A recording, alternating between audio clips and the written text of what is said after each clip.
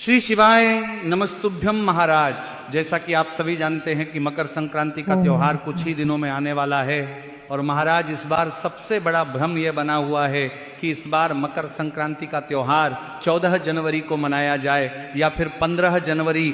तो इसी के साथ महाराज मकर संक्रांति पर आप सभी अच्छी तरह से जानते हैं कि दान करने का कितना बड़ा महत्व होता है और मकर संक्रांति पर खिचड़ी का दान किए बिना मकर संक्रांति का जो दान होता है वह अधूरा माना जाता है। लेकिन महाराज इस वर्ष साल 2026 में 14 जनवरी को मकर संक्रांति के साथ साथ छठिला एकादशी भी पड़ रही है। और महाराज आप ये तो जानते ही हैं कि एकादशी के दिन शास्त्रों में चावल को खाना या पकाना या फिर दान करना सख्त मना किया गया है। भक्तों, हम चावल की बात इसीलिए कर रहे हैं क्योंकि मकर संक्रांति पर जो खिचड़ी बनाई जाती है वह चावल से और मूंग की दाल या फिर उड़द की दाल को मिला करके बनाई जाती है। तो महाराज ऐसे में मकर संक्रांति पर खिचड़ी के स्थान पर कौन सा दान किया जाए जिससे कि हमें कई गुना अधिक दान का पूर्ण फल प्राप्त हो। साथ ही इस दिन खिचड़ी का दान किया जा सकता है या नहीं यह भी हम जानेंगे और साथ ही उन 14 वस्तुओं के बारे में भी जानेंगे जो विशेष रूप से शास्त्रों में मकर संक्रांति के दिन दान करने के लिए विशेष महत्व रखती है।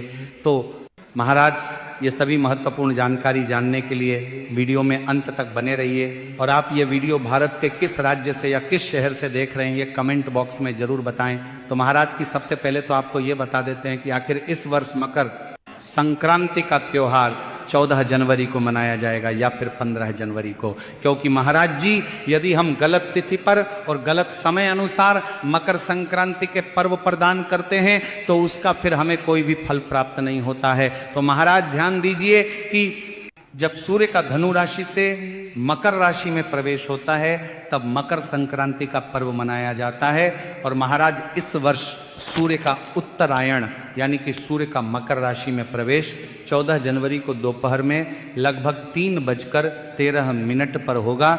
ऐसे में महाराज शास्त्रों में स्पष्ट बताया गया है कि जब सूर्य का उत्तरायण होता है उसी समय मकर संक्रांति मनाई जाती है। तो इसीलिए इस वर्ष मकर संक्रांति का त्योहार 14 जनवरी 2026 बुधवार के दिन ही मनाया जाएगा। इसी के साथ महाराज मकर संक्रांति पर शक्तिला एकादशी पढ़ने के कारण भक्तों के मन में एक और संशय बना हुआ है कि आखिर इस दिन खिचड़ी का दान किया जा सकता है या नहीं, खिचड़ी बनाकर के खाई जा सकती है या नहीं, क्योंकि खिचड़ी चावल और मूंग की दाल या उड़द की दाल को मिलकर ही बनाई जाती है और एकादशी के दिन चावल खाना या चावल का दान करना वर्जित बताया गया है। ऐसे में खिचड़ी का दान कब और कैसे करें।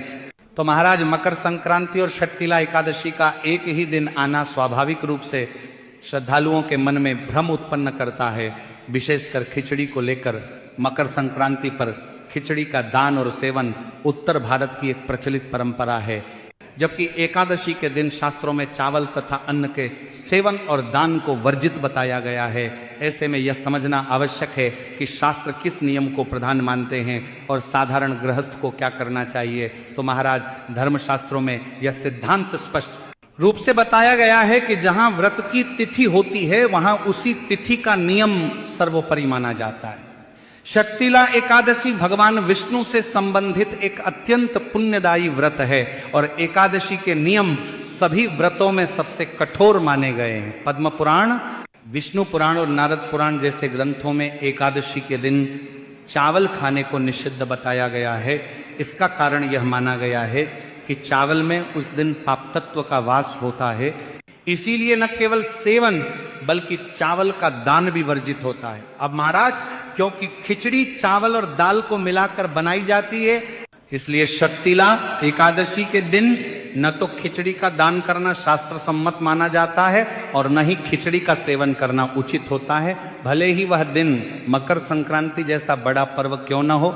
और वह उचित एकादशी के नियमों का उल्लंघन नहीं करना चाहिए। शास्त्र यही कहते हैं कि संक्रांति का पुण्य तभी फलदायी होता है जब वह व्रत नियमों के भीतर रहकर किया जाए। अब महाराज इसका यह अर्थ नहीं है कि मकर संक्रांति का महत्व उस दिन समाप्त हो जाता है। मकर संक्रांति पर भी प्रातःकाल स्नान, सूर्य को अर्घ्य, गुड़ और तिल से संबंधित दान, वस्त्र, कंबल, फल और दक्षिणा का दान पूर्ण रूप से किया जा सकता है और महाराज षट्टिला एकादशी होने के कारण उस दिन तिल का विशेष महत्व और भी अधिक बढ़ जाता है, क्योंकि इस एकादशी में तिल से स्नान, तिल का उबटन, तिल का दान और तिल से हवन को अत्यंत पुण्यकारी माना गया है। जो श्रद्धालु मकर संक्रांति की खिचड़ी की परंपरा निभाना चाहते हैं वे उसे अगले दिन द्वादशी को बनाकर दान कर सकते हैं, या संक्रांति के पुण्य काल के बाद जब एकादशी समाप्त हो जाए तब खिचड़ी का दान और प्रसाद किया जा सकता है। ऐसा करने से न तो एकादशी का दोष लगता है और न ही मकर संक्रांति का पुण्य नष्ट होता है। तो महाराज आपको मकर संक्रांति और एकादशी एक साथ पड़ने के कारण इस दिन खिचड़ी का दान और सेवन नहीं करना चाहिए। एकादशी के नियमों का पालन करते हुए तिल, गुड़, फल और अन्य सात्विक वस्तुओं का दान करना ही शास्त्र सम्मत और पुण्यदायी माना गया है। ऐसा करने से भगवान सूर्य और भगवान विष्णु दोनों की कृपा प्राप्त होती है और व्रत तथा पर्व दोनों का पूर्ण फल मिलता है। तो चलिए महाराज, अब हम उन 14 वस्तुओं के बारे में भी जान लेते हैं जिन्हें आपको इस मकर संक्रांति पर दान अवश्य ही करना चाहिए, जिससे कि आपके जीवन के जो सारे दुख हैं, कष्ट है, वह सभी समाप्त हो सके और आपकी जो समस्त अधूरी मनोकामनाएं हैं वह सभी पूर्ण हो सके। महाराज आप ये तो अच्छी तरह से जानते हैं कि मकर संक्रांति पर दान पुण्य का कितना अधिक महत्व होता है, और इस वर्ष मकर संक्रांति पर षट्टिला एकादशी का महासंयोग भी बन रहा है। ऐसे में इस दिन आप चाहे किसी भी प्रकार का दीपदान करें या किसी भी प्रकार का अन्न दान करें, यानी कि किसी भी प्रकार का आप दान मकर संक्रांति पर करें, उसका आपको कई गुना अधिक फल प्राप्त होता है। तो महाराज सबसे पहले तो दान का अर्थ केवल सोना चांदी या बड़ी बड़ी धनराशि का दान करना ही दान नहीं होता है, बल्कि दान का असली महत्व तब होता है जब आप किसी जरूरतमंद व्यक्ति को उसकी जरूरत की चीज दे देते हैं, तो उसे ही असली दान कहा जाता है। तो महाराज आप सभी अभी देख सकते हैं कि बहुत अधिक ठंड बढ़ने लगी है, और महाराज आप सभी के आसपास भी किसी सड़क के किनारे या फिर किसी खुले मैदान में या फिर किसी स्टेशन पर, कुछ लोग खुले में ही रहते हैं, चाहे फिर वह सड़क किनारे रहे, स्टेशन पर रहें, खुले मैदान में रहें। और महाराज इन लोगों के पास ठंड से बचाव के लिए बहुत अधिक कपड़े या फिर साधन नहीं होते हैं, तो महाराज सबसे पहले तो यदि आप दान कर सके तो किसी जरूरतमंद को, यदि उस व्यक्ति को ठंड से बचाव के लिए स्वेटर या शॉल या फिर उसे किसी कंबल की जरूरत है तो वह चीज आप उसे दान कर सकते हैं। महाराज हम आपसे ये नहीं कह रहे कि आप ये सभी सामान का दान उस व्यक्ति को करें। उस व्यक्ति को जिस वस्तु की सख्त जरूरत है उस वस्तु का भी आप उसे दान कर सकते हैं, या फिर रोड किनारे या किसी भी जगह। खुले में कुछ बच्चे भी होते हैं जो ठंड से तड़प रहे होते हैं, उन्हें भी आप कंबल दान कर सकते हैं या ठंड से बचाव के कपड़े दान कर सकते हैं। तो वह आपको मकर संक्रांति के दिन बहुत अधिक दुआ देंगे, और जब वह खुश होकर के और हृदय से आपको दुआ देंगे तो निश्चित रूप से आपकी जो भी अधूरी मनोकामनाएं हैं, आपके जीवन में जो भी कष्ट संकट चल रहे थे, वह सभी आपके द्वारा किए गए मकर संक्रांति पर उन जरूरतमंदों के दान से दूर हो जाएंगे। तो महाराज सबसे पहला दान तो आप इस प्रकार से, यदि आपका सामर्थ्य हो तो कर सकते हैं कि आप किसी भी जरूरतमंद की मदद इस मकर संक्रांति पर जरूर करें। अब भक्तों बात करते हैं अगले दान के बारे में, जो कि है खिचड़ी का दान। अब महाराज आप कहेंगे कि गुरुजी अभी तो आपने कहा कि मकर संक्रांति के दिन एकादशी होने के कारण खिचड़ी का दान नहीं होगा, तो महाराज ध्यान दीजिए कि 14 जनवरी को एकादशी की तिथि शाम को 5:53 पर समाप्त होंगी। ऐसे में आप इस समय के बाद खिचड़ी को अपने घर बनाकर खा भी सकते हैं और खिचड़ी का दान भी कर सकते हैं, जिससे कि आपके ऊपर एकादशी का कोई दोष भी नहीं लगेगा और मकर संक्रांति का दान का फल भी आपको प्राप्त होगा। तो महाराज खिचड़ी का दान आपको ऐसे देना चाहिए। सबसे पहली चीज आप ये समझो कि खिचड़ी बनती किससे है। खिचड़ी बनती है चावल से और दाल से। अब महाराज यहाँ पर आपको दाल तो काली काली उड़द की दाल लेनी चाहिए, पर अगर काली उड़द की दाल नहीं भी है तो मूंग की दाल आप लोग ले सकते हो।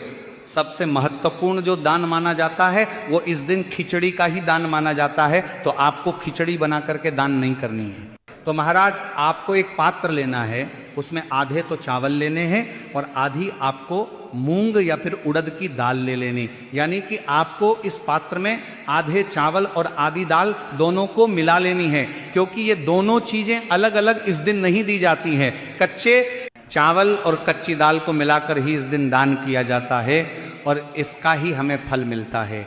अब भक्तों, ये दान आप चाहो किसी जरूरतमंद व्यक्ति को दे सकते हो या तो मंदिर में जाकर पंडित जन को दे सकते हो, इसमें कोई दिक्कत नहीं है। उस दान का आपको फल जरूर मिलता है। इस दिन खिचड़ी का दान विशेष और महत्वपूर्ण यहाँ पर माना जाता है। बस ध्यान रखना कि एकादशी समाप्त होने के बाद ही आपको यह दान करना है, क्योंकि एकादशी पर चावल को खाना या दान करना दोष युक्त माना जाता है। अब महाराज इसके बाद जो दान आता है वह है तिल और गुड़ का दान। तो महाराज आप सभी के यहाँ भी मकर संक्रांति के दिन गुड़ या तिल से बनी मिठाई या फिर इसके लड्डू जरूर ही बनाते होंगे। तो महाराज आप इस दिन गुड़ और तिल के कुछ लड्डू किसी जरूरतमंद व्यक्ति को या फिर किसी पंडित जी को यदि आप किसी हरा दान करते हैं मकर संक्रांति के दिन, और महाराज दान ऐसे व्यक्ति को करें जिसे भोजन की सख्त जरूरत है, जो भूखा हो, यदि उसे दान करेंगे तो आपको कई गुना अधिक फलों की प्राप्ति होगी। तो महाराज इस दिन तिल और गुड़ का दान भी बहुत अधिक महत्व रखता है और इससे आपको भगवान सूर्य का आशीर्वाद भी प्राप्त होगा, जिससे कि आपका भाग्य हमेशा चमकता रहेगा। क्योंकि महाराज शास्त्रों में ऐसा बताया गया है, जो भी व्यक्ति तिल और गुड़ का दान मकर संक्रांति के दिन करता है तो उसके कई प्रकार के कार्य सही होने लगते हैं, यानी कि कर्ज से मुक्ति मिलने लगती है, सभी कार्यों में सफलता मिलने लगती है और सारे कार्य आपके बनने लगते हैं। अब महाराज अगला जो दान आता है वह है सप्तधान का दान। इसका भी एक अलग ही महत्व होता है। मकर संक्रांति के दिन दान करने का सप्तधान का मतलब आप समझ ही रहे होगे, नाम में ही है कि 7 तरह की धान, 7 तरह का अनाज। अब वो 7 तरह का अनाज कैसे दिया जाता है ये सबसे पहले सुनो। तो महाराज ये सप्तधान एक ही पात्र के अंदर अलग अलग दी जाती है, जिसे सप्तधान कहते हैं, अलग अलग दिया जाता है। मतलब एक ही पात्र के अंदर अलग अलग पात्र में रखकर ये सप्तधान को दान किया जाता है। तो देखो सप्तधान में सबसे पहले आता है गेहूं। तो क्या करना है, थोड़े से किसी पात्र में गेहूं रख लेना है। उसके बाद में दूसरे नंबर पर आता है चावल। तो आपको थोड़े से चावल भर के रख लेना है, लेकिन ध्यान रखें इसमें भी चावल है तो आप ये दान एकादशी की समाप्ति के बाद ही कीजिए। इसके बाद तीसरे नंबर पर आती है जौ। तो जौ जो है आप लोगों को एक पात्र में भर कर रख लेना है। उसके बाद में आती है चौथे नंबर की चीज काली उड़द। ये दाल होती है तो इसे भी आपको थोड़ी सी लेना है। यदि काली उड़द की दाल ना हो तो आप इसकी जगह पर मसूर की दाल भी ले सकते हो या हरे मूंग की दाल भी ले सकते हो, कोई भी एक दाल आपको लेना है। तो 4 चीजें हो गई है। उसके बाद में 5वीं जो अनाज है वो है चना है। तो महाराज आप चने की दाल ले लो या चना ले लो, जो आपको मिल जाए। चना आप लोगों को जो है 5वें नंबर पर एक पात्र में भर कर रख लेना है। उसके बाद में 6वें नंबर की चीज आती है सोयाबीन है। सोयाबीन आपने देखी होगी, तो सोयाबीन भी आप लोगों को एक पात्र में भर कर रख लेना है। और महाराज 7वें नंबर पर आता है बाजरा है। तो 7वें नंबर पर बाजरा लेकर आप लोग जो है ये 7 धान को अलग अलग एक पन्नी में बांधकर एक साथ नहीं मिलाना है। इनको ये 7 चीजें अलग अलग रखकर आपको एक साथ किसी को दान कर देनी है। इसके बाद में महाराज अगला जो दान आता है वो आता है घी का। तो अगर आप किसी को थोड़ा सा भी घी इस दिन दान करते हो, घी जो कि शुद्ध देसी गाय के दूध का होता है, या कोई भी घी आप दान करते हो तो उसका भी आपको फल मिलता है। इस दिन नमक दान करने का भी विशेष महत्व बताया गया है। तो अगर आप लोग नमक भी इस दिन दान करते हो तो उसका भी बड़ा ही यहाँ पर महत्व बताया गया है। अब महाराज यहाँ पर हमने आपको बहुत सारी चीजें दान में करने के लिए बताई है। तो अब आप लोग कहोगे क्या हम लोगों को ये सारी चीजें दान करनी है या हम कोई एक चीज भी दान कर सकते हैं? तो देखो इसका सीधा सा हम आपको जवाब देते हैं। इस दिन अगर किसी दान की महत्वता बताई जाती है वो 14 नंबर में बताई जाती है। चाहे अगर आप दीप दान भी कर रहे हो तो 14 दीप दान आप लोगों को इस दिन करना चाहिए। अब महाराज ये 14 दान कैसे किया जाता है वो भी जान लो। तो देखो हमने तो आपको अलग अलग सामग्री अगर हम बताई है, और आपको जो है 14 दान कैसे कर पाओगे इतनी सामग्रियों में? तो देखो हम आपको एक उदाहरण देते हैं। जैसे कि आप तिल्ली और गुड़ के लड्डू का दान कर रहे हो तो आपको 14 लड्डू रख लेने हैं अपने साथ में। इसके अलावा महाराज आप कोई बर्तन भी दान दे सकते हो। अब बर्तन जैसे लोटा है तो लोटा चाहो तो एक भी दान दोगे तो चल जाएगा, गिलास है वो भी एक दान दोगे तो भी चल जाएगा, थाली वगैरह है वो भी एक दान दोगे तो चल जाएगा। अगर आपकी क्षमता है कि वो भी 14 आप लोग दे सकते हो किसी को दान में तो वो भी अच्छा माना जाएगा। अब ये 14 चीजें आपको अलग अलग व्यक्तियों को नहीं देनी है, किसी एक ही व्यक्ति को, जरूरतमंद व्यक्ति को अगर आप 14 चीजें दान करोगे एक साथ तो उसका आपको यहां पर फल मिलेगा।